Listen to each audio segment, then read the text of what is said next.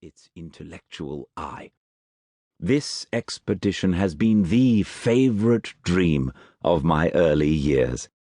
I have read with ardor the accounts of the various voyages which have been made in the prospect of arriving at the North Pacific Ocean through the seas which surround the pole.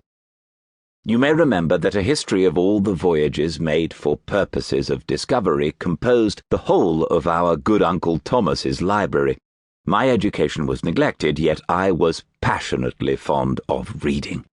These volumes were my study day and night, and my familiarity with them increased that regret which I had felt as a child on learning that my father's dying injunction had forbidden my uncle to allow me to embark in a seafaring life. These visions faded when I perused for the first time those poets whose effusions entranced my soul and lifted it to heaven. I also became a poet, and for 1 year lived in a paradise of my own creation. I imagined that I also might obtain a niche in the temple where the names of Homer and Shakespeare are consecrated. You are well acquainted with my failure, and how heavily I bore the disappointment. But just at that time I inherited the fortune of my cousin, and my thoughts were turned into the channel of their earlier bent. 6 years have passed since I resolved on my present undertaking. I can even now remember the hour from which I dedicated myself to this great enterprise. I commenced by inuring my body to hardship. I accompanied the whale fishers on several expeditions to the North Sea. I voluntarily endured cold, famine, thirst, and want of sleep. I often worked harder than the common sailors during the day, and devoted my nights to the study of mathematics, the theory of medicine, and those branches of physical science from which a naval adventurer might derive the greatest practical advantage. Twice I actually hired myself as an undermate in a Greenland whaler, and acquitted myself to admiration. I must own I felt a little proud when my captain offered me the second dignity in the vessel, and entreated me to remain with the greatest earnestness, so valuable did he consider my services. And now, dear Margaret, do I not deserve to accomplish some great purpose? My life might have been passed in ease and luxury, but I preferred glory to every enticement that wealth placed in my path.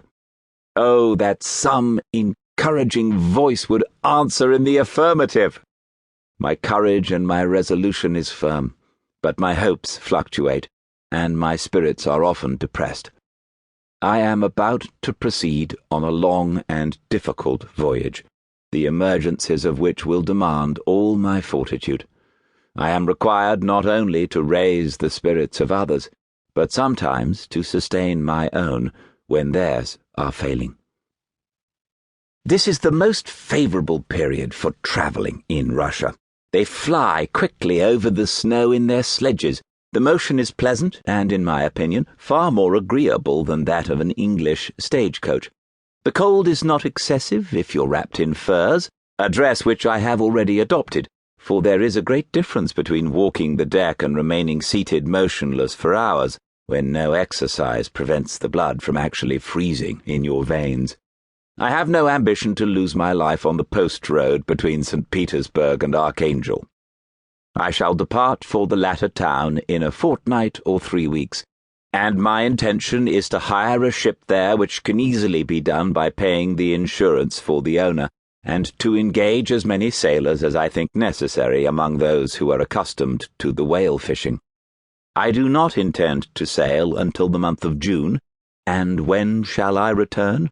Ah, dear sister, how can I answer this question? If I succeed, many, many months, perhaps years, will pass before you and I may meet. If I fail, you will see me again soon, or never. Farewell, my dear, excellent Margaret. Heaven shower down blessings on you, and save me, that I may again and again testify my gratitude for all your love and kindness.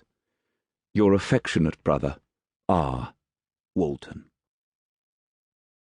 to keep listening to this audiobook. I've left you a link in the description so you can do it, at no cost thanks to Audible's 30-day free trial.